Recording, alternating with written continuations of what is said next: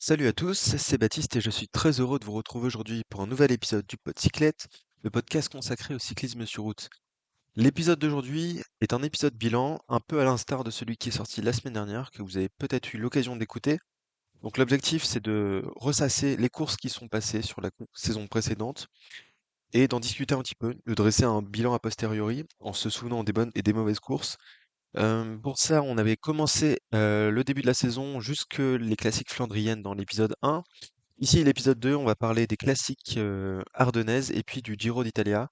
Ces deux épisodes qui peuvent être écoutés de manière totalement indépendante, bien évidemment. Ça dépend des courses qui vous intéressent.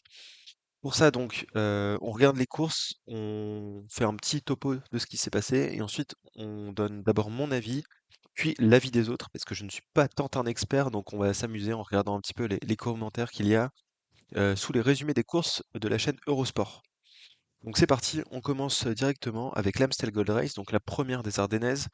Euh, Course au scénario évidemment mémorable, puisque c'est une des seules défaites de Tadej Pogacar cette année. C'est la vraie seule défaite à la pédale quasiment. Donc sur cet Amstel, on a une attaque d'Alaphilippe à 47 km de l'arrivée. Donc déjà ça fait un petit peu plaisir, mais on se dit très vite que ça va pas le faire longtemps, puisqu'il est suivi que par Pogacar. Personne n'est capable de suivre, donc ça c'est quand même du grand Alaphilippe quoi. Heu, Sauf que 5 kilomètres plus tard, Alaphilippe pète bien évidemment dans la route slovène parce que Slovène est un monstre et qu'Alaphilippe, il est un petit peu vieux donc voilà. Mais au moins, cocorico, on aura eu notre attaque d'Alaf. Et puis derrière, il y a un groupe avec pas mal de poursuivants, on sait pas trop quoi faire. Skelmose, part en solitaire et ensuite à un moment, Remco Evenepoel arrive à partir lui aussi en solitaire. Donc pour rappel, Remco avait repris la compétition, à la Flèche Brabançonne, donc c'était juste avant. Il était tout jeune encore dans la compétition, Remco. Et il sort en solitaire à un moment, il arrive à se débarrasser de ses compagnons d'infortune, parce que c'est vrai que le problème avec Remco, c'est qu'il a souvent la pancarte et quand il est dans un groupe, en général, on a tendance à le laisser partir, à le laisser travailler. Et donc là, il réussit à sortir, il revient sur Skelmose, il roule à deux, enfin, c'est surtout Remco qui roule, on va pas se mentir, et ils finissent par revenir sur Pogacar, donc c'est quand même fou. Les coureurs sont revenus sur Tadej Pogacar, ça c'est quand même une folie. Et finalement, Skelmose, Pogacar et puis Remco restent à 3. Et c'est Skelmose qui gagne le sprint. Donc ça, c'était complètement fou. Parce que Pogacar a été battu à la pédale, tout simplement. Et pour rappel, Louis Barret fait 6 et Romain Grégoire 7. Ça, c'est pour le petit côté cocorico français. Mais vraiment une course mémorable. Parce que c'est un ovni qui se fait battre par des humains. Bon, Evenepoel n'est pas si humain que ça, mais quand même, c'est un peu l'idée. On pensait Pogacar vraiment intouchable. Après ce qu'il avait fait, bon, il était battu sur Paris-Roubaix sur Milan-San Remo par Mathieu Van Der Poel, mais c'était pas son terrain. Là, c'est à peu près son terrain et il a été repris, quoi. Ça, c'était quand même assez exceptionnel. Je vous propose qu'on regarde directement les commentaires. Donc, le premier commentaire, le mien, celui que j'avais posté sous la vidéo. J'avais dit quel suspense et quel kiff. Parce qu'il faut dire qu'à chaud, c'est vrai qu'on était vraiment, enfin, on a vibré tout simplement. C'est pas si souvent qu'on a vibré sur cette saison de cyclisme, même si sur les premiers monuments c'était pas mal. Et donc là, bravo à Skelmose qui a couru au millimètre, bien aidé par Remco qui revient en forme. Et merci à Pogacar d'être redevenu humain, pardon, le temps d'un dimanche. Oui, donc ce que je disais là, c'est quand même, c'est que Remco était très fort, bravo à Skelmose, mais on a quand même le sentiment que c'est plus Pogacar qui était pas super ce jour-là et qui est un peu redevenu humain, qui est redescendu sur le sol, comment on dit ça? Le sol des vaches, le plancher des vaches, pardon, et qui est venu se mettre au niveau des autres, un peu plus bas pour permettre un peu de suspense. C'est vrai que c'était une sacrée course. Commentaire du numéro 2. D'Alfredo Almeida qui dit Cycling at its best. Congratulations to all. Donc oui, le cyclisme à son meilleur. Bravo à tout le monde. C'est vrai que c'était tout simplement pour ce genre de course en fait qu'on regarde du vélo tout simplement. C'est pour ces sentiments-là. Et donc il n'y a rien de meilleur que des courses d'un tel niveau sur un parcours exigeant, sur une course historique avec les meilleurs coureurs du monde qui s'affrontent et un suspense comme ça. C'est vrai que c'est simplement cycling at its best.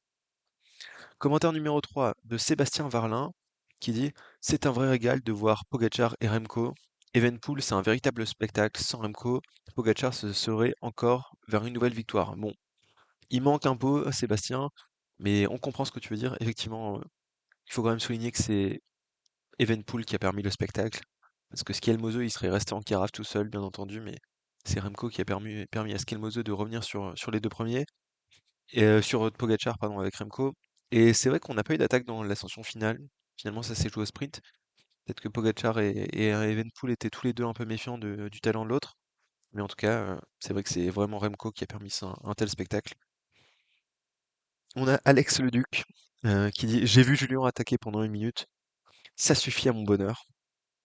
Effectivement, c'est vrai que Julien Alaphilippe, c'est le chouchou de beaucoup de Français. C'est mon chouchou également. Et ça fait longtemps qu'on l'a pas vu à son meilleur niveau. Et là, lancer comme ça une attaque Julien Prime avec que Pogacar qui peut suivre, même si ça dure qu'une minute et qu'après il se fait lâcher, c'était quand même un petit plaisir. Donc c'est aussi ce que Alex disait. Autre commentaire de Monsieur Blaireau. Alors je précise que c'est Blaireau, Bleu-R-A-U, et non pas Blaireau comme l'animal, qui dit l'âge d'or du vélo, incontestablement. Ce à quoi Chris lui répond non. Point. Ensuite, on a Tubi Bosco qui dit pourquoi MDR? On a un gars qui gagne quasiment toutes les courses en difficulté et quand il perd, il est juste deuxième à la photo finish. C'est pas intéressant du tout. Aucune diversité. Et Patrick Jouvet qui en remet une couche en disant tu ne connais rien. Bah moi je suis plutôt d'accord avec ceux qui répondent. Enfin, je suis pas certain que ça soit l'âge d'or du vélo. C'est pas non plus les années où on se fait le plus plaisir. Et ce que disait Tubi Bosco, c'est un peu vrai, hein, on a quand même un coureur qui gagne beaucoup de courses sans difficulté et il n'y a pas trop de diversité. Mais par contre, cette course-là, c'était une course de folie. Donc moi, je pense qu'on a quand même une partie de chance d'avoir un Pogacar qui est attaquant, mais c'est vrai que d'avoir un coureur si fort, si dominateur, c'est pas forcément l'âge d'or du vélo. C'est peut-être le meilleur coureur de vélo de l'histoire, mais c'est pas l'âge d'or du vélo. Nouveau commentaire de Gaël qui dit premier Skelmose, deuxième Pogacar, troisième Evenpool. Bah oui, factuellement, oui, c'est ce qui s'est passé. Merci Gaël pour ta contribution. Et Joe le Gamer 59-59, donc un mec du Nord, un mec de Lille, Pogacar, deuxième sur Paris-Roubaix, encore deuxième aujourd'hui, compliqué pour lui. Et oui, bah ouais, Pogacar là, échec sur échec, hein. Deuxième à Paris-Roubaix, deuxième une semaine plus tard à l'Amstel. Où va aller le monde? Comment Pogacar va-t-il s'en sortir après cette période vraiment compliquée pour lui? En tout cas, on espère qu'il s'en remettra. Euh, il s'en remettra peut-être sur la course suivante, qui est la Flèche Wallonne. La Flèche Wallonne, donc, qui a lieu le mercredi après l'Amstel Gold Race. Conditions pluvieuses pour cette Flèche Wallonne cette année. C'était un peu compliqué, ouais, notamment dans les descentes. On a eu une chute dans le peloton avec notamment Mathias Kelmose qui venait de gagner sur l'Amstel, qui s'est pris un terre-plein dans un virage ou qui avait glissé, je sais plus exactement. Donc bah, abandon pour Mathias Kelmose qui décidément ne réussit pas sur la Flèche Wallonne. On se souvient de l'année 2024 où il était frigorifié, il avait dû être porté parce qu'il n'arrivait pas à marcher. Bon bah cette année ça sera pas pour Skelmose malgré sa grande forme affichée à l'Amstel. Et Pogacar, qui fait mine de sortir dans la descente mouillée, je crois que c'était de Cheurave, à environ 5 bornes de l'arrivée. Alors là, j'ai vraiment pas compris ce qu'il faisait.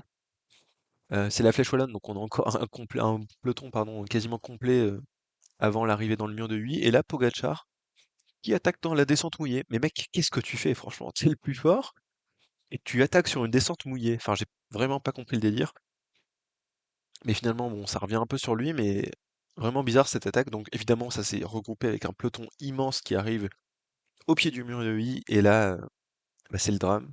Pogacar qui sort, assis, sans attaquer, dans les virages super durs là, qui met une vitesse, un écart à tout le monde, c'était fou, tout simplement fou. Il était tellement au-dessus de tout le monde, c'était ahurissant. Et ensuite, on a Kevin Vauquelin qui vient chercher la deuxième place, donc ça c'est Cocorico. Il est à 10 secondes, Kevin Vauquelin, tout simplement. 10 secondes sur un mur de 8, c'est une grosse perf, hein, franchement. Surtout que Vauquelin était loin d'être ridicule. Côté français, on était pas mal parce qu'il y avait aussi Lenny Martinez qui fait quatrième et Romain Grégoire qui fait septième. Donc des belles perfs des Français, mais bon, il y avait un mec qui était trop fort. Et à noter que Remco fait neuvième à 18 secondes de Pogacar. Donc bon, on se doutait que c'était pas le genre de profil qui convient le mieux à Remco Evenepoel.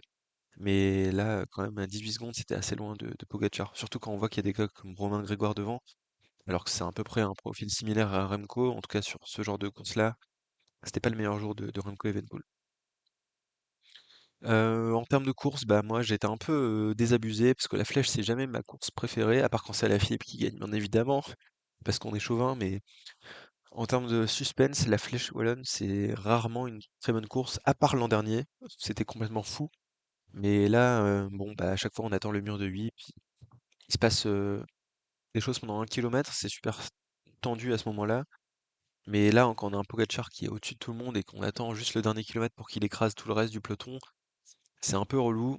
Et en plus, il faut ajouter que Pogacar, la manière dont il est sorti, en étant assis, bon, vous allez me dire c'était mouillé, donc c'est peut-être pas la meilleure idée de se mettre en danseuse. On n'est pas sur du pavé non plus, hein, donc je pense qu'en termes d'accroche, ça passe, mais c'est le Pogacar nouvelle saison, nouveau moteur interne, je veux dire, pas du tout, je parle pas de moteur mécanique. Désolé du lapsus, mais je veux dire, c'est la nouvelle version de Pogacar qui se dit, maintenant je gère mes efforts, j'attaque en étant assis, je développe plus de watts, je sais pas comment il réfléchit, mais voilà. Et c'est vrai qu'en termes d'image, ça fait vraiment mal parce qu'on le voit décrocher des mecs qui sont en train de se battre sur leur vélo, et lui, il en met une mine en étant assis, c'est complètement lunaire. Donc bref, on va regarder les avis des autres. Donc Edward qui dit dans les commentaires, le cyclisme est vraiment un sport très difficile, surtout dans ces conditions. Bravo à tous les coureurs. Et je pense que c'est quand même quelque chose qui est important à noter. Euh, des courses sous la pluie, c'est jamais très agréable, surtout sur des parcours difficiles. Surtout quand il y a des descentes, notamment là, on a vu avec pas mal de coureurs qui sont partis à la faute vu que c'était glissant. Donc encore une fois, même si c'était pas des conditions aussi dantesques que l'année précédente, merci aux coureurs de faire le job parce que c'est toujours un régal. Petit loup, qui nous dit sur le plan sportif, pardon, je crois que Tadej Pogacar est vraiment dans l'immédiat un monstre sur un vélo. Quel champion, c'est incroyable. Point André. Donc apparemment, petit loup s'appelle André dans la vie civile. Euh, je peux le rejoindre hein, parce que c'est vrai que Pogacar, il est vraiment un monstre du vélo en ce moment. C'est un champion et là, il y avait vraiment pas grand monde pour jouer dans sa cour. Enfin, tout simplement personne. Autant sur l'Amstel, là, il était redevenu humain. Autant là, c'est vraiment le visage du Pogacar classique qu'on a vu en 2025, pardon. Qu'est-ce que je raconte? C'est-à-dire un Pogacar qui est tout simplement intouchable. Commentaire de Yasmine qui dit, même s'ils sont possiblement tous dopés, ça fait plaisir de voir un coureur comme Tadej qui court à l'instinct et au panache. C'est rafraîchissant. Alors déjà, même s'ils sont possiblement tous dopés, je pense que tu peux un peu ne pas le dire. C'est pas forcément nécessaire. C'est rafraîchissant, ça fait plaisir de voir un coureur comme Tadej qui court au panache. Alors déjà, c'est peut-être pas la bonne course parce que certes il est sorti dans la descente, mais là, euh, c'était pas exactement une course sur laquelle il a couru à l'instinct et au panache. Enfin bref. Est-ce qu'on peut encore parler de panache quand on est si fort que Pogacar l'est? On en avait déjà parlé, mais je pense que non, hein. Franchement, c'est juste qu'il est trop fort. Il prend même pas trop de risques à attaquer de loin quand il le fait parce qu'il est le meilleur, voilà, tout simplement.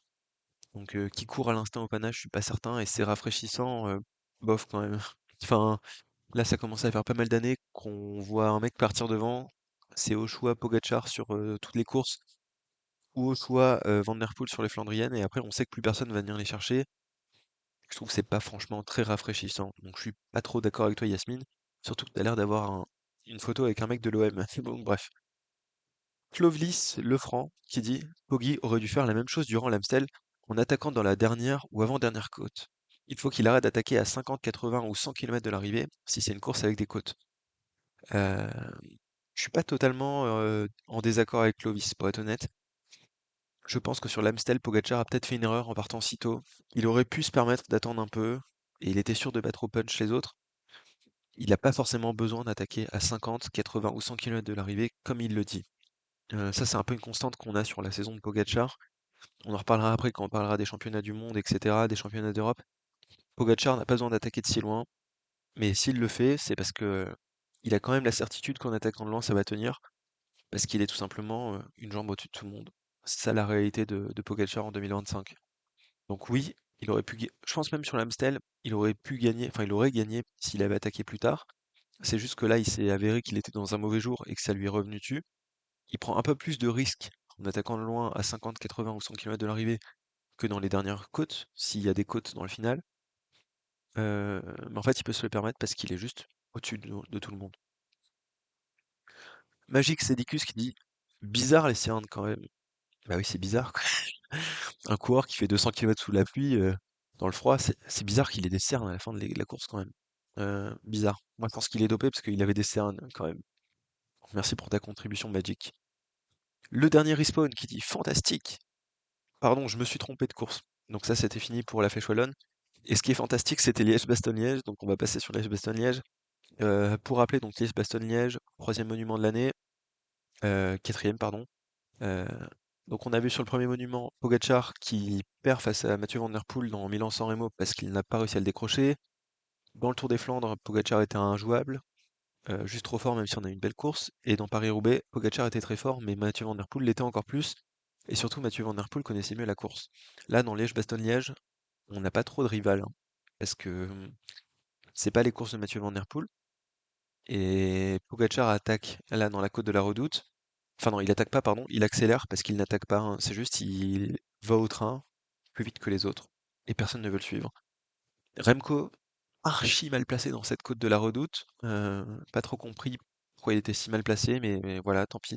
Peut-être qu'il est déjà pas bien à ce moment-là, ou peut-être que il y a une erreur de placement, mais c'est vraiment très bizarre d'être passé à cet endroit-là. Et donc Pogačar part tout seul, sans attaquer. Et puis derrière, on se joue les accessites. Course horrible. Vraiment, course nulle, nulle, nulle. Je n'ai pas vibré une seule fois, je suis désolé de le dire. Merci quand même à Benelli et Ciccone qui ont attaqué derrière, qui ont failli se faire reprendre par le gros groupe qui s'est joué la quatrième place. Ils ont bien mérité leur podium. C'est vrai que ces dernières années, Liège-Bastogne-Liège, c'est quand même une torture, quoi. C'est le pire monument de, de cette année, de ces dernières années. Chaque fois, on a soit Remco, soit Pogacar au choix, parce qu'en général, il y en a que l'un et pas l'autre. Bon, là, il y avait aussi Remco, on en reparlera juste après, qui attaque, souvent dans la côte de la Redoute, et après, il se passe plus rien. Et avant, il s'est rien passé, et il n'y a pas de suspense. Donc, Liège-Bastogne-Liège, c'est vraiment compliqué ces derniers temps. Et donc, Remco, là, je ne sais pas, Remco était mal placé, Remco revient, et puis après, Remco n'est pas content parce qu'il sent qu'il va pas gagner, donc il décide de s'arrêter pour pas être filmé, il fait son petit caca nerveux. Ben, Remco est un coureur avec beaucoup d'ego, probablement un peu trop. Là, franchement, il peut s'en prendre qu'à lui-même. Soit il avait pas les jambes. C'est pas grave, il faut le dire, j'avais pas les jambes. J'ai pas pu suivre Pogacar. Il était meilleur. Ou soit tu dis que t'étais mal placé, et là, c'est entièrement de ta faute, peut-être un peu de ton équipe. Donc ça sert à rien de faire un caca nerveux comme Remco l'a fait. Et moi, j'ai pas trop aimé cette image, donc je voulais quand même le dire. Les commentaires des gens, le dernier respawn qui dit fantastique, le cyclisme comme on aime le voir, avec le panache, une course dont on se souviendra longtemps avec ce scénario complètement dingue et imprévisible. J'en ai encore des frissons. Ça me rappelle la grande époque de Cancellara avec son attaque monstrueuse dans le Grammont. Il avait lâché Bonon sans se lever de la selle. Fabuleux. Bon, je pense que vous l'aviez compris assez rapidement. Commentaire bien évidemment ironique. Le cyclisme comme on aime le voir, bof, pas trop. Avec le panache, non, pas trop de panache. Une course dont on se souviendra longtemps avec ce scénario complètement dingue et imprévisible, évidemment que non. J'en ai des frissons. Moi, je me suis pas levé une seule fois de mon canapé devant cette course-ci. Et après, bien évidemment, la petite allusion au dopage mécanique en parlant de Cancellara dans l'attaque sur le Grammont. Voilà, donc un petit peu de sel du côté du dernier respawn. Mais j'étais bien salé aussi après cette course-là, donc je ne t'en veux pas. Et encore une fois, on me le rappelle, il n'y a pas de dopage mécanique, en tout cas pas au plus haut niveau, parce que l'UCI contrôle tout. Arrêtez un peu de dire ça. Rugby, MMA, bike, donc on a un spécialiste de beaucoup de sports apparemment qui dit le meilleur gagne, logique. Merci Poggy, on kiffe. Alors oui, le meilleur gagne, oui c'est logique. Après merci Poggy, on kiffe. Ça dépend vraiment des gens. Il y a quand même une petite scission dans l'opinion populaire entre la moitié des gens qui n'aiment pas Pogacar parce qu'il gagne tout et que les gens veulent du suspense, partie de l'opinion dont je fais partie. Et puis il y a l'autre côté des gens qui adorent Pogacar et qui sont contents de le voir gagner à chaque fois. Donc comme rugby et même à bike apparemment. Et bah grand bien vous fasse. Je dis ça sans animosité. Si vous ça vous fait plaisir de voir un gars gagner toutes les courses facilement, je peux comprendre. Enfin en vrai, il y a quand même un petit côté de se dire, on est en train d'assister au règne du meilleur coureur cycliste de tous les temps, sans parler d'Eddy Merckx, actuellement. J'avoue que j'ai un petit plaisir parfois à aller regarder le compteur de points Pro Cycling Stats de Tadej Pogacar et voir qu'il fait 4 800 points par année et qu'il écrase les meilleures saisons de je sais pas combien de mecs. Un petit kiff d'aller voir de temps en temps son compteur de victoires et se dire ah ouais quand même il a gagné tout ça. Après moi je trouve quand même que la majorité du temps on s'ennuie tellement sur les courses que je suis pas certain que Pogacar soit tant un cadeau pour le cyclisme, même si je reconnais son talent, il est juste meilleur. On va pas lui reprocher de gagner des courses qu'il peut gagner. On kiffe. N'hésitez pas à dire ce que vous en pensez. Moi, je suis dans la partie qui préfère le suspense à la domination d'un grand champion. Évidemment, si t'étais français, ça serait peut-être pas la même chose. Mais voilà, dites-moi quel est votre avis là-dessus. Julien Cléré qui dit: «Avant on avait Froome et ses attaques à 5 kilomètres de l'arrivée. Aujourd'hui on a Pogacar à 40 kilomètres. C'est aussi inintéressant dans un cas comme dans l'autre.» Heu, Plutôt d'accord quand même avec Julien sur ce point-là. C'est vrai que à l'époque, on avait Froome qui attaquait à 5 kilomètres de l'arrivée avec son train de l'Ineos Sky. C'était infâme, c'était inintéressant comme il le dit. Heu, et là maintenant on a Pogacar qui attaque à 40 kilomètres de l'arrivée et qui ne peut pas être repris parce qu'il est trop fort. Dans tous les cas, le suspense est assez faible. Après, est-ce qu'on préfère avoir un gars qui tue le suspense à 40 kilomètres de l'arrivée ou un gars qui tue le suspense à 5 kilomètres de l'arrivée mais qui empêche toute course avant avec son équipe qui cadenasse et tout? On peut au moins dire que Pogacar est attaquant, mais en termes d'intérêt, je suis assez d'accord avec Julien Cléré sur le fait que c'est à peu près kiff-kiff. Et on va passer au Tour d'Italie, parce qu'il n'y avait pas grand-chose à dire sur Liège-Bastogne-Liège malheureusement. Alors pour le Tour d'Italie, j'ai sélectionné quatre étapes que j'ai trouvées intéressantes et dont j'avais envie de parler. Donc on commence tout de suite par l'étape numéro 9, l'étape donc des chemins blancs, pour rappel. Étape qui voit donc la chute de Primoz Roglic dans un des chemins blancs, la chute de Pidcock, puis une crevaison de Roglic, donc Roglic la poisse quoi. Et puis, suite à tous ces incidents dans le groupe des favoris, on a un groupe qui sort avec 3 Ineos en tête, dont Egan Bernal, qui est en train de faire un vrai coup de panache pour le coup, parce que lui, il est pas au-dessus de tout le monde, donc c'est du vrai panache. Isaac Del Toro dans ce groupe-là et Wout van Aert. Il faut quand même qu'on se remette un peu dans l'état d'esprit de quel était le Isaac Del Toro du Giro à l'étape numéro 9. Parce qu'à ce moment-là, Isaac Del Toro n'était pas encore une confirmation. Et à ce moment-là, c'était un équipier pour Ayuso. Et donc il y avait eu la super team UAE. Et on se disait, Del Toro sera un élément de la fusée, mais il aura pas sa chance, il est trop jeune, c'est un grand tour, il en a jamais fait, il va jamais tenir, etc. Et donc là, on a Del Toro qui part à l'avant, alors qu'Ayuso est derrière. Et donc là, c'est la vraie première fois où Del Toro joue un peu sa carte, même si au début, il a pas à rouler, parce qu'il y a trois Ineos dans le groupe qui lui font tout le travail.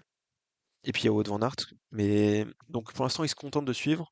Et puis à un moment, attaque de Del Toro, pardon, qui va lâcher Bernal. Donc là, il se débarrasse des autres favoris au classement général, donc il peut rouler, parce qu'il n'est pas en train d'entraver la progression de Juan Ayuso qui est son leader. Mais Isaac Del Toro n'arrive pas à lâcher Wout van Aert, qui tient bon, et Wout van Aert règle le sprint à l'expérience d'ancienne, et parce que le final d'ancienne, c'est vraiment très particulier. C'est super étroit, il faut être bien placé avant le dernier virage pour pouvoir virer en tête et gagner le sprint. Van Aert, c'est pas la première fois qu'il fait l'Estrade Bianche, même si là c'était pas l'Estrade Bianche, mais on avait un final qui était le même. Et donc bah, Van Aert gagne à l'expérience tout simplement. Et Del Toro prend le rose. Donc ce jour-là, avec une minute d'avance sur Ayuso. Donc c'était quand même une étape vraiment charnière de ces chemins, de ce Giro. Déjà parce que les chemins blancs, c'est toujours spectaculaire, qu'on a toujours des trucs qui se passent. C'est toujours très sympa à suivre. Euh, Aussi parce que là, on a du coup l'avènement d'un grand coureur qui est Isaac Del Toro, dont on soupçonnait fortement le talent, mais là c'était encore une fois une révélation supplémentaire qui nous disait Del Toro est un très grand coureur, et Del Toro va avoir un poids sur le classement général de cette course-ci, et aussi parce que c'est la renaissance de Van Aert, tout simplement, hein. Pour rappel, Van Aert, à ce moment-là, c'est un gars qui a fait une fin de saison 2024 complètement désastreuse avec trop de chutes sur la Vuelta, qui a eu un début de saison assez compliqué, même si on l'avait vu revenir un peu en forme sur les classiques flandriennes. Il avait quand même eu un début de saison compliqué, Wout van Aert, et donc là, gagner une des plus belles étapes du Giro, c'était quand même un bon moment. Enfin, je pense que beaucoup de coureurs qui suivent le vélo, qu'ils soient belges ou pas, pardon, beaucoup de suiveurs, pardon, qu'ils soient belges ou pas, ont vraiment apprécié cette étape-là et de voir Wout van Aert gagner cette étape-là. Surtout que Del Toro, c'est vraiment un sacré client.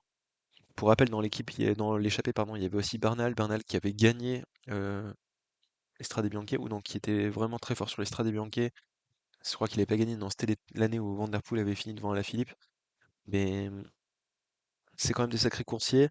Et donc là, Del Toro qui fait une grosse opération. À ce moment-là, on se dit pas encore qu'il sera leader pour le classement général, même s'il est maillot rose. Et donc voilà, super étape, franchement, du kiff du début à la fin. Je vous propose qu'on regarde les commentaires des autres également. Donc là, on a Marc qui nous dit super content pour Van Aert, ça fait un an qu'il galère. Blessure, chute et malchance. Et là, de nouveau, la victoire pour lui, content. Je pense que quasiment tout le monde dans le peloton était content pour Wout van Aert. Ça fait plaisir de le revoir à ce niveau-là. Après tant de blessures et de galères, on attendait qu'il revienne à son meilleur niveau. Et c'était que les prémices, parce qu'ensuite il y a aussi eu l'étape à Montmartre sur le Tour de France. Deuxième commentaire, c'est le mien, donc le pote Cyclette, qui dit donc l'attention du duel final, emoji sueur, parce que c'est vrai que dans le final, là, sur ces attaques que mettait Del Toro à chaque fois, c'était super impressionnant. Et puis la montée finale, la sienne, c'est toujours un sacré moment quand il y a deux coureurs qui se jouent la victoire. Et ensuite, je disais merci pardon, à Del Toro et Van Aert, mais aussi aux Ineos qui ont fait le spectacle, même s'ils n'ont pas été bien payés. Faut dire que c'est vrai que c'est vraiment les Ineos qui ont lancé ce mouvement de course, qui a souri donc à Wout van Aert et à Isaac Del Toro. Je crois même que Bernal finit derrière les autres favoris au final parce qu'il se fait reprendre. Donc c'est un peu à l'image du Tour d'Italie de d'Egan Bernal, c'est énormément d'attaques, énormément de coups tactiques tentés par l'équipe Ineos, mais qui n'ont quasiment jamais payé. Et à chaque fois, Bernal en fait se faisait reprendre. Ça, c'est du vrai panache pour le coup, parce que Bernal n'est pas au-dessus des autres et il tente des choses risquées pour essayer de prendre un avantage. Donc ça, c'est du panache. Surtout que ça s'est tout le temps retourné contre lui, le pauvre. Donc merci quand même aux Ineos et à Bernal d'avoir attaqué sur cette étape-là. Siégé qui dit une chose est sûre, Del Toro a mérité son maillot rose. C'est vrai que Del Toro, dès le début du Giro, on a su qu'il était fort. On a vite senti qu'il était un peu bridé par son équipe. Et là, il avait enfin pu prendre sa chance et prendre ce maillot rose, donc c'était amplement mérité. Et je pense que tout le monde est d'accord pour dire ça. Autre commentaire de Chris Zeek, donc pseudo annoté, qui dit 1. Bravo Van Aert, enfin fait plaisir. Totalement d'accord avec toi. Et 2. Plus belle étape du Tour d'Italie depuis plus de 30 ans. Là, Chris, on va se calmer, hein, c'était une très belle étape, je suis d'accord. À ce moment-là, la plus belle étape de ce Giro aussi, de là à dire que c'est la plus belle étape du Tour d'Italie depuis plus de 30 ans, on va se calmer, d'accord? Euh, Peut-être que Chris en fait était belge et qu'aucun Belge n'avait gagné depuis 30 ans. Non, je rigole parce qu'il y a eu des victoires d'étape d'autres Belges bien évidemment, mais c'était bien marrant de voir ce commentaire-là. On passe à une autre étape du Giro, l'étape numéro 16. Euh, alors oui, on est déjà à étape numéro 9 puis 16. Faut dire que sur ce Giro, on avait quand même un parcours qui était particulièrement dessiné en vue d'un dénouement à la toute fin. C'est-à-dire qu'il y avait cette étape numéro 20 du Finestré. Et avant, on se disait, bon, on va mettre un peu de montagne, mais on va préserver le suspense jusqu'à la fin, hein. Ça, c'est peut-être un petit trauma parce que l'année dernière, pardon, Pogacar avait écrasé le suspense dès le début. Mais donc, faut attendre l'étape numéro 16 pour avoir une autre étape vraiment marquante. Étape qui arrivait à San Valentino, en passant par beaucoup d'ascensions. C'est un gros chantier, 4800 mètres de dénivelé positif, qui voit d'abord l'abandon de Roglic, quand même élément notable, pardon.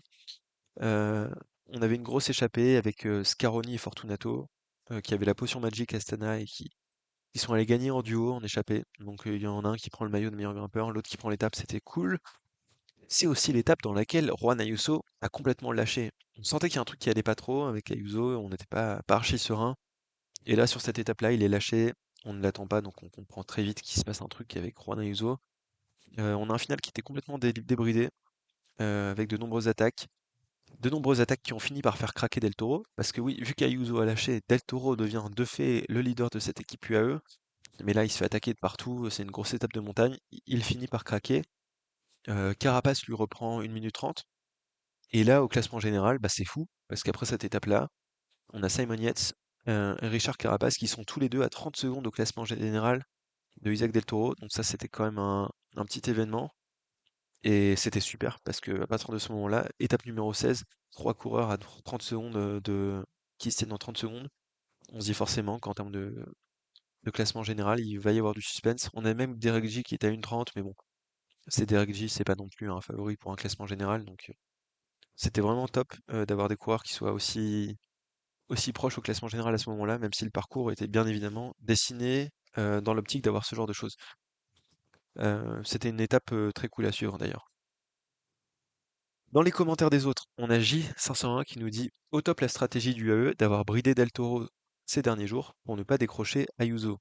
Alors c'est vrai que pendant 2 semaines, on a senti que Isaac Del Toro roulait avec le frein à main parce qu'il avait la consigne d'être l'équipier de Juan Ayuso. Je pense qu'on peut pas trop en vouloir à ce moment-là à l'équipe UAE. En partant au Giro, il n'y avait pas grand monde qui disait Isaac Del Toro va jouer le classement général et peut remporter ce Tour d'Italie au même titre que Juan Ayuso, voire avec plus de chances que Juan Ayuso. Donc je pense qu'au début, c'était normal de dire que Ayuso était le leader, qu'il fallait le protéger. On a peut-être bridé un petit peu trop Isaac Del Toro quand même, mais je pense que jusque-là, la stratégie UAE était à peu près legit. Ils auraient peut-être pu lui laisser un peu plus de liberté quand même, mais ils avaient un leader qui était Juan Ayuso, qui avait montré des garanties au début de la saison, donc ils avaient des raisons de le suivre et de mettre les autres équipiers à son service.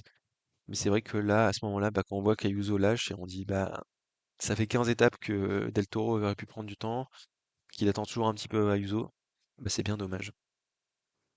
Autre commentaire de Salas, voilà, pseudo un peu bizarre, qui dit un régal d'avoir du suspense, merci. Bah, je suis tout à fait d'accord avec lui. Ça faisait longtemps que sur les grands tours, on n'avait pas eu des grosses batailles cool à suivre, même si le Giro de 2023 était super cool. Là, ça faisait longtemps qu'on n'avait pas eu du suspense, donc ça fait plaisir et c'est cool de le dire. Commentaire de Squid8 qui dit Carapaz est le nouveau favori de ce Giro, avec Antoine qui lui répond oui, mais attention à Simon Yates et à Storer qui peuvent créer la surprise. Après cette étape-là, quand on voit Carapaz qui reprend du temps à tout le monde, qui est le plus fort en montagne, qui n'est plus qu'à 30 secondes de Isaac Del Toro qui perd 1 minute 30 sur cette étape-là, on se dit bon, a priori, le gros favori, c'est quand même Carapaz. C'est aussi ce que j'avais dit à l'époque dans le podcast, je me souviens très bien, j'avais dit, je crois que c'était avant cette étape du San Valentino d'ailleurs, c'était juste avant, mais on sentait quand même sur les derniers jours que la dynamique était en faveur de Richard Carapaz, qui était en train de monter en puissance et qu'on se doutait que Juan Ayuso était pas trop dans le coup, que Isaac Del Toro ça allait pas tenir, et donc Carapaz était à peu près le favori à ce moment-là. Je pense qu'après l'étape numéro 16, si on regardait les cotes sur Winamax, ça aurait été Richard Carapaz le favori. Et donc là, bien vu de la part d'Antoine Vael qui dit attention à Simon Yates et Storer qui peuvent créer la surprise. Bon bah Storer non, mais effectivement Simon Yates pouvait créer la surprise. Et donc il fallait s'attendre à ce qu'il se fasse quelque chose. Kidwin qui dit j'ai parlé de Carapaz et peu de gens avaient la vision. 3 points de suspension. Bah oui, parce que Kidwin était une personne avec un cerveau supérieur. Et donc, il avait parlé de Carapaz et peu de gens avaient sa vision, mais lui il l'avait. Bon bah, il parle un peu trop tôt parce que Carapaz, il a pas gagné ce Giro. Mais ce qu'il faut quand même accorder à Kizwin, c'est qu'au début du Giro, Carapaz, il était dans les 5-6 favoris, grand max, quoi. Mais pas dans le top 3. Donc, il y avait cette grosse bataille quand même, Ayuso-Roglic, que tout le monde attendait. Et c'est vrai qu'on n'aurait pas vu Carapaz favori à ce moment-là. Et finalement, après l'étape numéro 16, c'était le cas. Marco dos Santos qui dit quelle erreur due à eux de ne pas avoir mis Almeida sur ce Giro. Moi, je pense que c'était pas une erreur parce que Almeida, il a joué sa course sur d'autres courses à une semaine. Il était prévu pour faire équipier sur le Tour de France. Et là, on avait le matériel hein, sur ce Tour d'Italie, pardon, pour aller chercher une victoire. Euh, on avait confiance en Juan Ayuso et c'était bien normal parce qu'il était très fort à ce moment-là. Euh, il méritait enfin de jouer un peu sa carte. On avait Adam Yates qui était là, Rafał Majka, Brandon McNulty, Jay Vine, Igor Arrieta, Filippo Baroncini, plus Isaac Del Toro. Donc ça faisait quand même une équipe énorme autour d'un leader, Juan Ayuso, qui était en forme depuis le début de la saison. Je pense que ça aurait été contre-productif de mettre à la fois Ayuso et Almeida sur ce Tour d'Italie. Donc je pense qu'il n'y a pas vraiment d'erreur de la part de la UAE de ne pas avoir mis Almeida. Il y a une petite erreur de ne pas avoir laissé sa chance plus à Isaac Del Toro dès le début. Surtout une grosse erreur dans la dernière étape, dont on parlera juste après. Mais je pense que c'était pas une erreur de ne pas avoir mis Almeida sur cette course-là. Et on a Jeanne Mille qui nous dit Derrick, bien plus animé comme série. Bah non. Bah non, parce que c'est pile l'étape sur laquelle il s'est passé plein de trucs. Donc non, il y a des étapes sur lesquelles on s'est ennuyé, sur des grands tours, notamment sur le Tour de France ou le Tour d'Espagne cette année. Sur le Tour d'Italie, on s'est pas ennuyé, surtout sur cette étape-là. Je suis désolé de le dire, donc non. La blague sur Derrick, c'est un petit peu rigolo, mais pas sur cette étape-ci, Jean-Mi. On passe à une autre étape. Il faut quand même parler de l'étape numéro 19, évidemment, parce que c'est la victoire de Nicolas Prudhomme.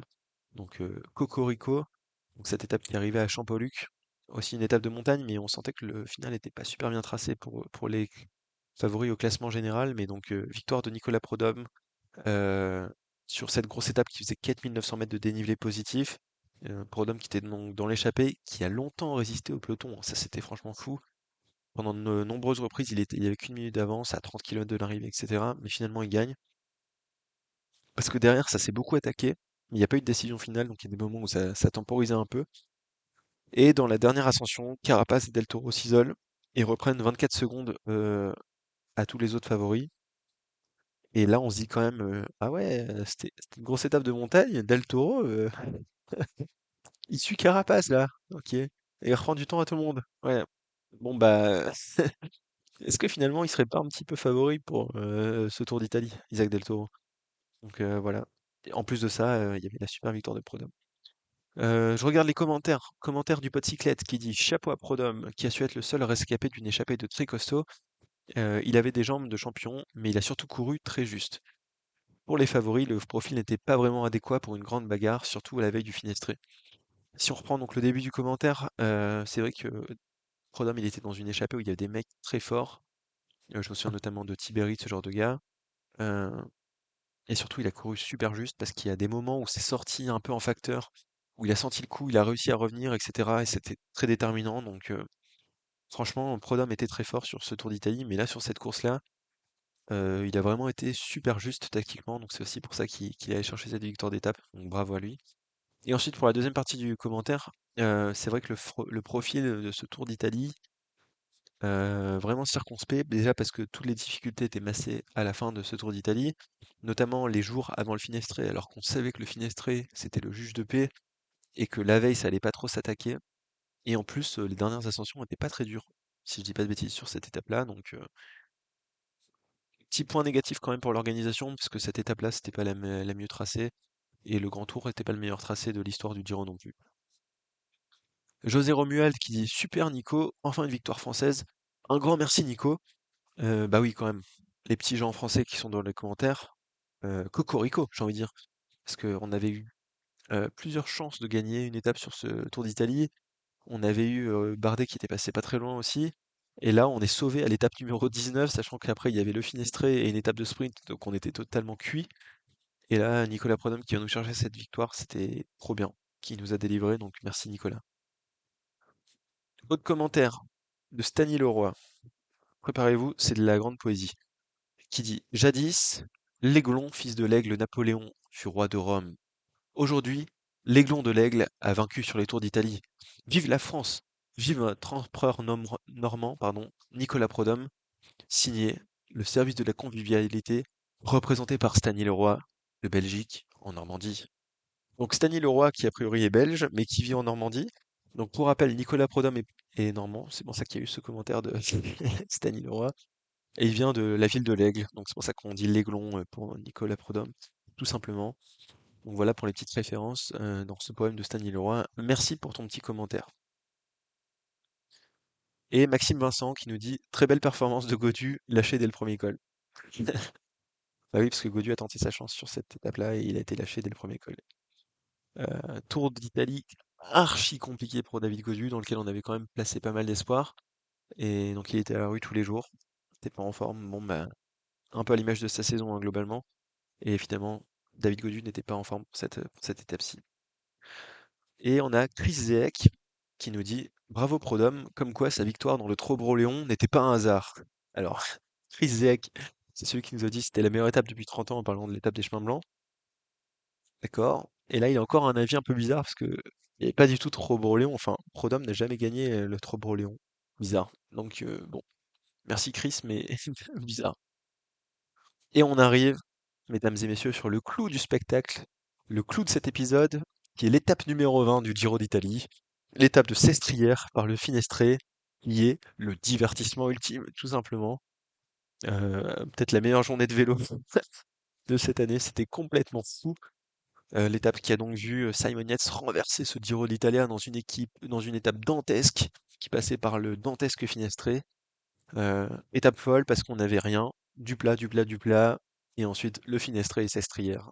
L'énorme Finestré, un des cols les plus difficiles d'Europe avec cette partie de 8 km en chemin empierré.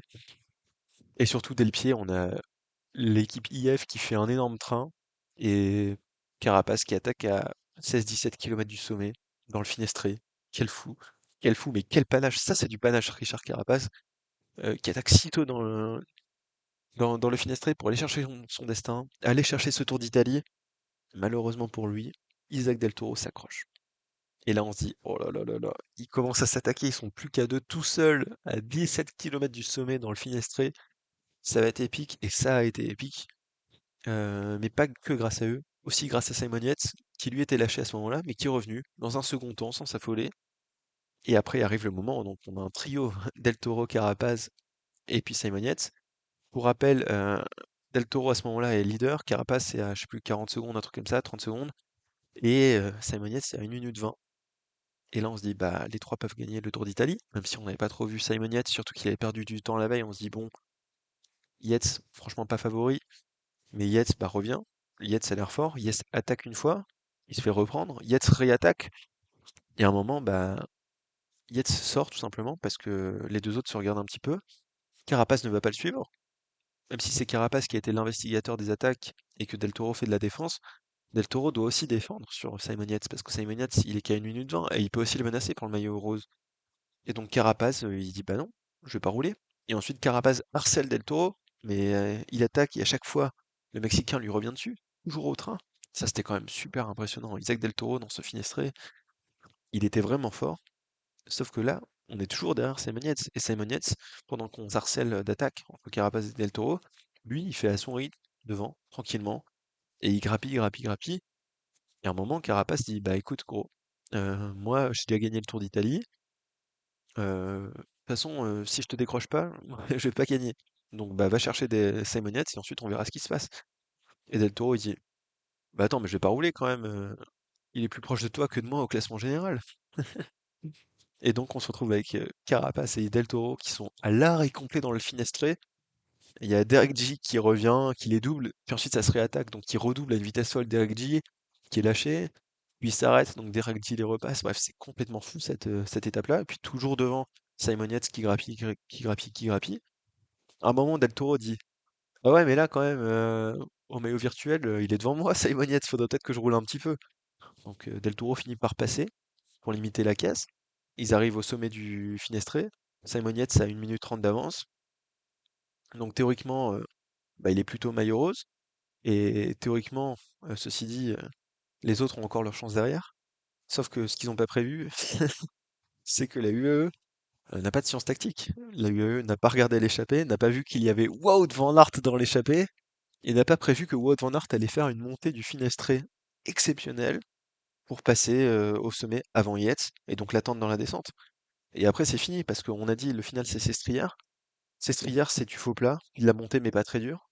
Et bah, quand on a 30-40 km comme ça et qu'on a un Wout van Aert qui fait la locomotive, bah, c'est tout simplement easy win. Donc, masterclass tactique de la Visma, avec Van Aert donc, qui rejoint, enfin Yates plutôt qui rejoint Van Aert qui fait le train chouchou pour emmener Yates le plus loin possible en roulant à fond sur les parties roulantes, parce que Van Aert c'est quand même un équipier de folie. Et puis bah Del Toro, derrière, c'est mort en fait. Il a plus d'équipier, il est seul à Carapace, Carapace qui lui, euh, c'est un mec au sang chaud, il s'en fout. Il dit bah moi je vais perdre le tir Tour d'Italie, c'est pas grave. Mais de toute façon, que je fasse deuxième en perdant et en collaborant avec toi Del Toro parce que tu vas finir premier, ou que je fasse troisième parce que Simon Yates a gagné et que t'as pas voulu lui rouler dessus, pour moi c'est pareil. Et Del Toro, bah il a que 21 ans à ce moment-là. Et le problème c'est que Del Toro, il est dans l'équipe UAE, et que chez l'équipe UAE, on n'a pas de sens tactique. Et donc finalement, bah Del Toro, il s'est un peu pris au piège de la stratégie UAE, de la stratégie de Carapace. Carapace n'a pas tenté de faire du mal à Del Toro. Carapace, il a joué crânement sa chance. La meilleure chance pour Carapace, c'était que Del Toro s'épuise à aller chercher Simon Yates. Donc, bah, tactiquement, Carapace a joué. Il a perdu, mais il a joué gagnant quand même. Et puis, bah, Del Toro, il a pas joué gagnant, malheureusement. Et c'est probablement dû à sa voiture, qui lui a dit non, roule pas pour Carapace, attends, quand même. Alors qu'il y avait Simon Yates, avec Wout van Aert devant. Mais bref, Del Toro et Carapace pètent un plomb. Ils attendent le retour des équipiers UAE qui arrivent très tard, 4 minutes derrière Simon Yates. Et à ce moment-là, on sait que c'est fini. Mais c'est le divertissement ultime. Finalement, ça s'attaque de ouf dans ces strières, mais c'est un peu n'importe quoi. Et Simon Yates va aller chercher un Giro d'Italia dans une étape dantesque, la plus belle journée de cyclisme probablement de cette année 2025. Ça dépend pour qui, hein. Si vous êtes mexicain, évidemment, c'est pas la plus belle journée de cyclisme. Moi, je suis vraiment déçu à ce moment-là un peu pour Del Toro, parce que Del Toro, il aurait mérité de gagner ce Tour d'Italie. Il avait les meilleures jambes, probablement, mais il a été piégé par la stratégie de son équipe et par un sens tactique pas assez développé, parce qu'il a 21 ans et qu'il est dans une équipe qui n'a pas de sens tactique. Donc c'est dommage pour Del Toro, mais il gagnera plein de grandes courses dans le futur, pardon. Et c'est très bien pour Simon Yates, parce que Simon Yates, en plus, il a jamais gagné le Giro, lui. Il l'avait presque gagné en 2018, quand Froome allait le renverser dans le Finestré, justement. Donc là, c'était une super revanche. Et puis Simon Yates, c'était un coureur dont on parlait plus trop ces dernières années. Et là, il revient sur le devant de la scène grâce à un travail tactique. Là, c'est du cyclisme, c'est du panache, c'est tout ce qu'on aime, et surtout un suspense qui est maintenu pendant longtemps. Heu, Surtout le Finestré, moi, ça a quand même, marqué ma saison 2025, hein. Franchement, c'est 18 kilomètres de pur bonheur avec des attaques de partout, c'était tellement incertain. Et puis toujours le Finestré, c'est en termes d'image à la caméra, c'est super aussi. Donc, quelle étape franchement, le divertissement maximum du cyclisme sur cette étape numéro 20, du Tour d'Italie. Je vous propose donc qu'on passe aux commentaires des autres. On a Gérard Derval qui dit: «Une super belle victoire de Yates et des Visma, mais Del Toro a été très mal conseillé par son directeur sportif. C'est surtout dans la voiture UAE que le Giro a été perdu. Il aurait dû laisser Del Toro gérer sa course», donc là en parlant de la voiture UAE je pense, «parce que ses adversaires auraient fini par renoncer à l'attaquer. Ça s'est joué à l'intox. Cela dit, bravo aux trois coureurs pour le Giro, Yates, Del Toro et Carapaz, sportivement bien plus haletant que celui de l'an dernier, gagné par Pogacar.» Tout d'abord, je suis d'accord avec lui parce que c'est vrai que c'était une super victoire de la Visma qui a gagné tactiquement. Et effectivement, c'est la voiture UAE hein, qui a fait perdre Isaac Del Toro. À un moment, on doit lui dire roule. De toute façon, t'es bon. Les autres n'arrivent pas à te lâcher. T'arrives au sommet du Finestre, on te lâchera plus jamais. Après, c'est terminé. Sestrière, on va pas te lâcher, mec. T'es trop fort sur des portions comme ça. T'es trop puissant. Yates et puis Carapace, ils vont pas réussir à te lâcher. C'est pas l'étape avec le plus de dénivelé positif non plus, hein. Vu ce qu'il avait enquillé la veille, Del Toro, il était capable de gérer après. Il fallait juste qu'il arrive en haut au Finestré avec les autres. Et dans la voiture où il y a eu, on n'a pas été capable de le dire. Après, il se passe tellement de choses, c'est le Finestré, il y a les voitures qui sont très loin. Peut-être qu'il n'y a pas eu des infos, on peut pas tout savoir, mais là, c'est une véritable faute professionnelle de l'équipe UAE, très clairement. Euh, et sinon, ce qu'il dit, Super Giro, sportivement bien plus haletant que celui de l'an dernier gagné par Pogacar. Là, il n'y a rien à dire. Franchement, c'était un grand tour archi serré avec un dénouement la dernière étape. C'était super. Et merci aux coureurs. Et donc, merci à Yates, Del Toro et Carapaz. Pierre-Luigi qui nous dit Yates lost the Giro in 2018 against Froome over the same ascent. He learned his lesson. Ce qui dit en français donc euh, Yates a perdu le Giro 2018 contre Froome dans la même ascension. Il a appris sa leçon. Et en effet, donc c'était une belle revanche sur l'histoire pour Simon Yates sur cette course-ci. Antoine Grenier qui nous dit le DS de UAE va connaître des vacances anticipées. C'est pas possible de perdre le Giro sur un coup comme ça avec un coureur qui en a encore sous la pédale, c'est de l'incompétence. Là, ça revient un peu sur ce qu'on disait avec la voiture UAE qui a fait n'importe quoi. Évidemment, c'est pas du tout de la faute de Del Toro s'il perd ce Tour d'Italie, même si s'il avait un peu plus de sens tactique, il aurait peut-être osé aller contre les consignes de son directeur sportif. Il aurait su encaisser un petit peu le bluff de Carapace, et encore, ça c'est tellement difficile psychologiquement. Mais c'est surtout ce qui était archi frustrant, c'était un coureur qui en a encore sous la pédale, c'est ce que dit Antoine. On voyait très bien que Del Toro était fort, et il aurait peut-être pu suivre Yates ou alors limiter la casse et faire le trou et revenir, je sais pas, d'une certaine manière, mais au moins se battre à armes égales. Là, c'est tellement enrageant de voir un coureur perdre avec encore de l'essence sous la pédale, ça c'était vraiment terrible. Et donc là, la UAE, c'est super nul en termes de tactique, hein, on va pas se mentir. Parce que la UAE a toujours les meilleurs coureurs et le meilleur coureur, notamment avec Pogacar, mais aussi toujours des équipes plus fortes que les autres. Donc on n'a jamais besoin de sens tactique. Et là, quand il y en avait besoin, bah, il n'y avait plus personne et c'est très malheureux. Alors, Franck Potty qui nous dit avoir un coéquipier comme Van Aert, c'est quand même précieux. Pouvoir compter sur un tel champion pour le mettre dans un fauteuil. Superbe étape de sa part, c'était osé, il a assuré. En tant que Belge, ah, parce que c'est vrai que là, on n'avait pas vu qu'il était belge, après tant d'éloges sur Van Aert. Il dit j'aurais espéré un peu plus de gratitude dans son interview, mais bon, il y avait beaucoup d'émotions. Le cyclisme sans Pogacar, ça peut être palpitant. Bon, déjà, c'est l'instant Jean belge de ce podcast. Oui, on parle beaucoup de Van Aert. C'était marrant aussi dans les débriefs de la RTBF, pardon. On avait vraiment l'impression que c'était Van Aert qui avait gagné le Giro, qui avait fait le gagner le Giro à Yates. Il a été énorme acteur. Je suis d'accord avec ça, mais Yates a aussi gagné un petit peu avec ses jambes. Mais c'était clairement très bien joué de la part de la Visma. Et il n'y a rien à dire, Van Aert c'est le meilleur équipier du monde dans ces cas-là. Et le cyclisme sans Pogacar, ça peut être palpitant. Et oui, effectivement, il n'y avait pas Pogacar et c'est ce qui a donné un peu de suspense à ce Tour d'Italie. Un autre commentaire de Chris Zek, donc je ne sais pas si vous venez de Chris, devinez ce qu'il va dire. Devinez. Et oui, bien sûr qu'il va le dire. Il dit étape la plus intéressante du Giro depuis plus de 30 ans. Sacré Chris. Bah oui, mais tu dis ça sur toutes les vidéos. Là, à un moment, il faut arrêter, Chris. Ça peut pas être tous les jours l'étape la plus intéressante du Giro depuis plus de 30 ans. Ou alors c'est une gradation continue. Mais là, t'abuses, Chris. Et je suis d'accord avec toi, c'était une étape de fou.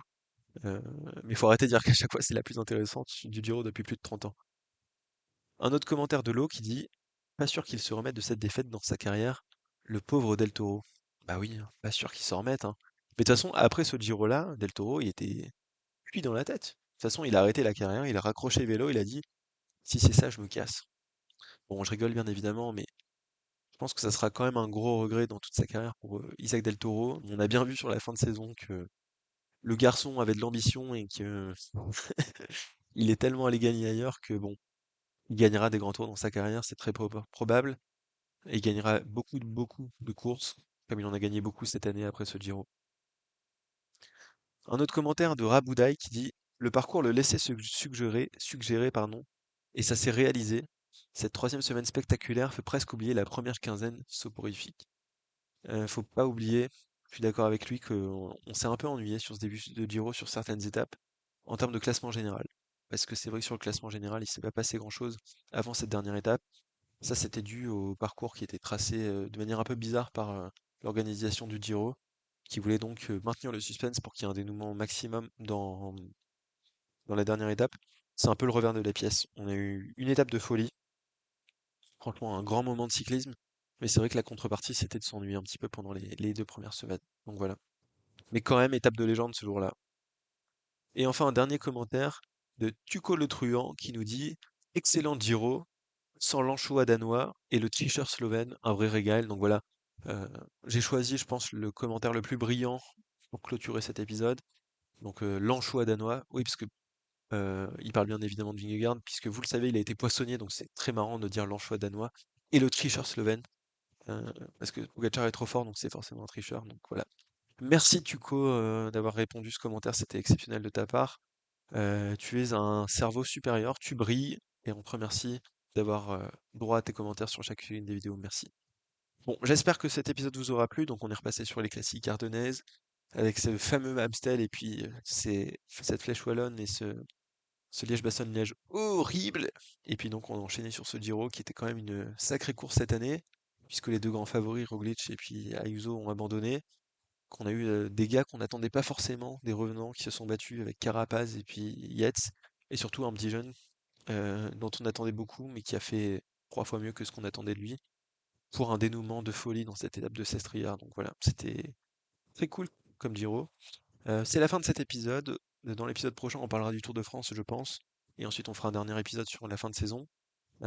N'hésitez pas à me dire ce que vous en pensez. Et puis je vous dis à bientôt pour un prochain épisode. Salut!